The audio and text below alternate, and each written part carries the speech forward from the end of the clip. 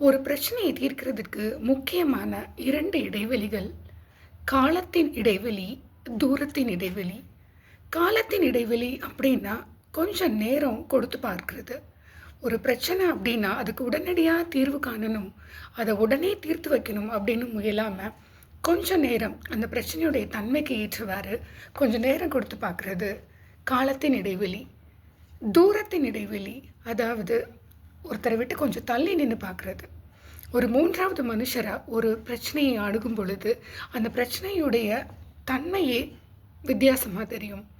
So இந்த காலத்தின் இடைவெளி, அதாவது நேரத்தின் இடைவெளி, தூரத்தின் இடைவெளி, இந்த 2ம் அப்ளை பண்ணாம எந்த ஒரு பிரச்சனையும் நம்ம தீர்க்க முயல்றது மிக மிக தவறான முடிவிலேயே போய் நம்மள கொண்டு போய் நிப்பாட்டும். அதனால சிக்கலுடைய தன்மையை பொறுத்து, எதுக்கு நம்ம கொஞ்சம் அதிகமான இடைவெளி கொடுக்கணும் அப்படிங்கிறத யோசிச்சு, இந்த 2 இடைவெளியையும் மனசுல வச்சுட்டு ஒரு பிரச்சனைக்கு தீர்வு காண முயன்றோம்னா, நிச்சயமாக ஒரு நல்ல தீர்வை நம்மளால காண முடியும்.